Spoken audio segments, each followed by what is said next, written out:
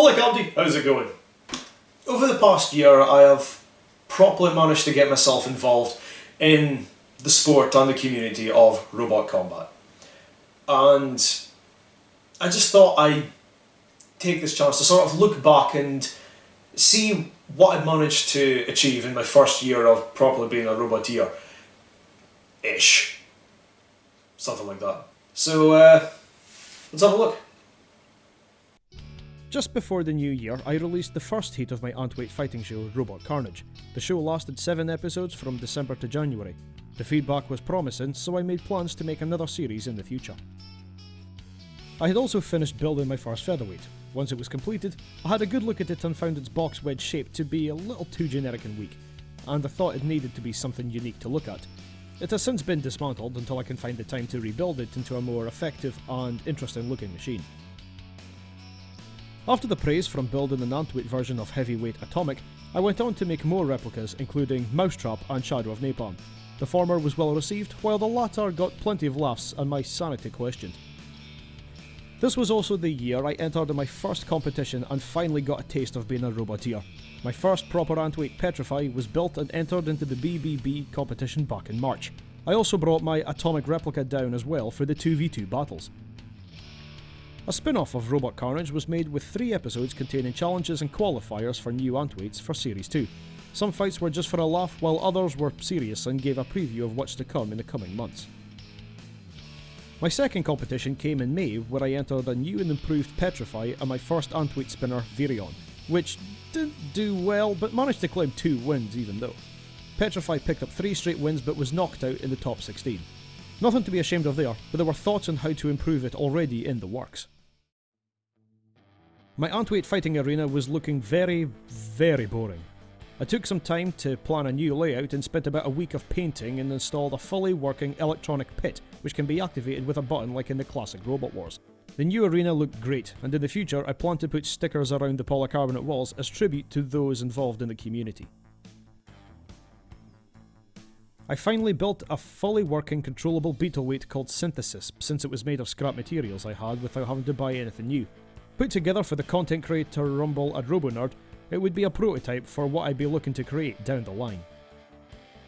RoboNerd came around and I had prepared a few machines for battle.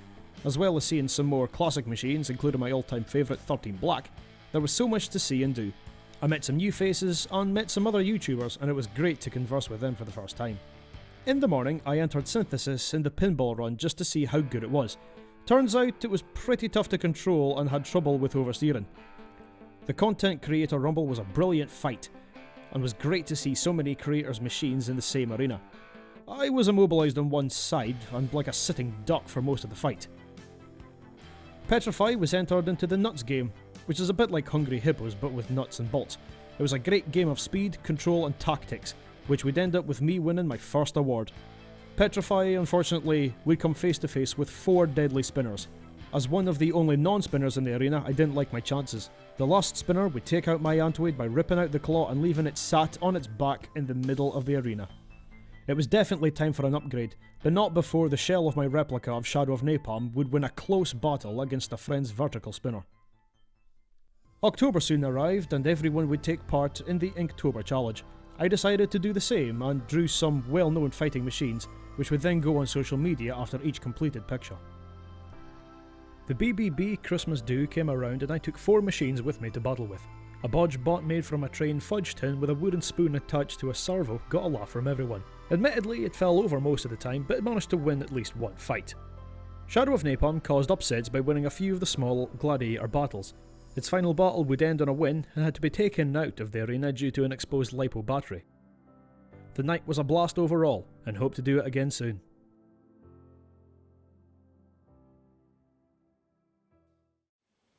So, it's been a pretty good year overall. I've come away with a couple of trophies and some losses, but we don't talk about them. But it's been really good. I've really enjoyed this first year of sort of really getting into it and competing and what have you. And I'm hoping to do a lot more in the future. But I want to get an event up here in Scotland for Antweights, and I think pretty early on next year, that's going to be one of my first things I'm going to be doing. I will be doing a few upgrades to my current ants, and also I will get round to making synthesis properly, and I think I'm just gonna go for it. I've got a few things planned, so that's the main things. Upgrades, get an event, so also make the arena, and make synthesis, because I want to get involved in the beetle weights as well.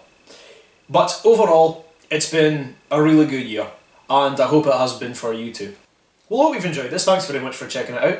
If you want to see some other things I've done, including making ant weights and taking part in competitions, I'll have a link up there. And if you want to subscribe to see what I've got coming next, including the things that I've mentioned, I will leave a link up there. So that's it for this video. Thanks very much. Have a Merry Christmas, a Happy New Year, and I'll see you in the next one. Bye.